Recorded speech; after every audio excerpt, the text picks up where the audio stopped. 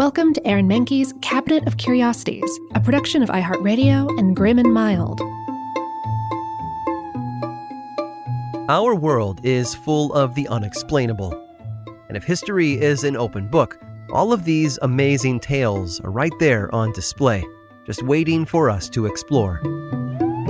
Welcome to the Cabinet of Curiosities.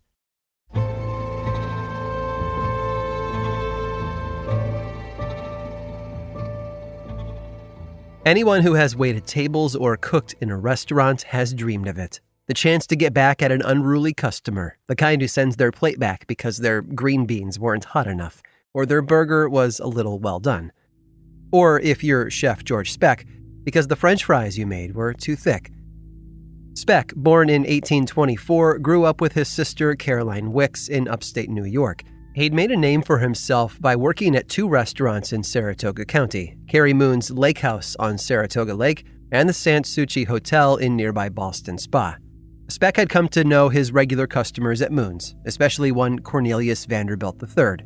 Vanderbilt was a trust fund kid who had been given the finest things in life. He'd grown up in New Hampshire where he attended an exclusive boarding school, after which he'd gone off to Yale for a Bachelor of Arts degree. Vanderbilt was a man who always got what he wanted, even when it wasn't in his best interest. After marrying the daughter of a prominent banker from New York against his father's wishes, he was cut out of his parents' will. When his father, Cornelius Vanderbilt II, passed away in 1899, the younger Vanderbilt was given $500,000 and the earnings from a trust fund worth over $1 million. The other son, Alfred, and clearly the favorite child, inherited most of his father's $70 million estate. Still, Vanderbilt III did well for himself. He held over 30 patents for inventions from his own making, including a way to improve fuel efficiency in locomotives. He also helped form a company that would bring the subway systems of London and Paris to New York City. Though he had to work a little harder than his brother, he never forgot where he had come from, an extremely wealthy and impatient family who wanted for nothing. It's what made him so memorable to George Speck. Moon's was a high-end establishment, and Vanderbilt ate there often. However, despite his frequent patronage, he never took the time to learn George's last name. Whenever he asked the waiter to pass a message to the chef, he would refer to him as Crumb. George didn't mind too much, though, remarking once that a crumb is bigger than a speck. The name stuck. Not only did George go by Crumb from that point on, he also named his first restaurant, Crumb's. But that wasn't the only obnoxious habit of Vanderbilt's. It seems that even though Speck's food was renowned all over Saratoga County, a certain picky young man from Concord, New Hampshire, always found something to complain about. According to the legend, Vanderbilt kept sending plates of French fries he had ordered back to the kitchen. His problem? They had been cut too thick. George cooked batch after batch of fries, each one sliced a little thinner for Vanderbilt, but they kept getting returned. Angered by the man's audacity, Speck tried something new. Instead of cutting up another potato into fries that would be sent right back, he sliced it into countless pieces as thin as sheets of paper. Then he fried them until they were hard and crispy and loaded them up with salt. The idea was to disgust Vanderbilt into leaving, at least for the day, but the opposite happened. Vanderbilt couldn't get enough of them. Of course, the legend was just that, a legend. The true story was much simpler and gave credit to the food's rightful inventor. Speck had been in his own restaurant's kitchen with his sister by his side when a thin slice of potato she had cut fell into a pan of hot oil. She fished it out and put it on a plate. Her brother happened to walk by, popped it into his mouth, and decided that he would serve it at Crumb's. What the culinary world had thought was an act of revenge gone wrong had actually been a complete accident. Either way, we all lucked out, because without George Speck and Catherine Wicks, we would never have gotten the potato chip.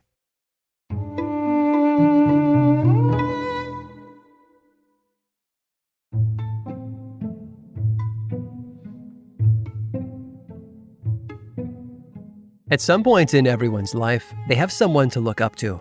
It could be a mother or father, or an older brother or sister, or even a celebrity. Often we look up to people because they can do things we can't. Think of the garage bands that were started after angsty teens first heard Nirvana on the radio, or the kid who dove into magic because she saw David Copperfield vanish the Statue of Liberty on TV. But sometimes we don't want to be like someone else. Sometimes we want to be entertained by those with talents beyond our own. Like Sergei Rachmaninoff, The Russian pianist and composer was born in 1873 to a family devoted equally to both the military and music. His father, an officer in the Russian army, played piano, as did his grandfather. Rachmaninoff started piano lessons of his own when he was only 4 years old, demonstrating surprising talent for a boy his age. He was able to play sections of a piece of music from memory without error. He advanced with the piano over the next several years until his teacher, Anna Ornetskaya, got him into her alma mater, the St. Petersburg Conservatory. He was 10 years old at the time. His family suffered tragic loss during this time as 2 of his sisters passed away from illness, and his father left the family after squandering their money. Rachmaninoff instead focused on his music. He started taking lessons with a more demanding piano teacher named Nikolai Zverev and earned a scholarship at the Moscow Conservatory. He had hoped to pursue composition, but Zverev told him not to waste his time. As Rachmaninoff pressed him further to allow him to compose, Zverev cut ties with his pupil. The teacher had him live with his relatives, the Satins, in Moscow. These experiences and settings, such as the Satins' home and the surrounding countryside, inspired some of the budding composer's earliest works. He went on to perform his own pieces for the teachers and staff at the conservatory, graduating in 1892 with one of the highest honors ever awarded, which he'd earned for a one-act opera he composed as part of his final exams. Over the next 15 years, Rachmaninoff toured Russia, lost almost all of his money, and continued to compose. However, he was struck with a severe case of self-doubt and depression after the premiere of his Symphony No. 1 in 1897. The reviews were scathing and sent Rachmaninoff into a downward spiral. The piece was never performed again. He didn't compose much after that and resorted to teaching piano privately to make money. It wasn't until he was offered a conducting job at the Moscow Private Russian Opera Company where he started to compose again. Still, he was plagued by imposter syndrome, punishing himself for work he felt was never quite good enough.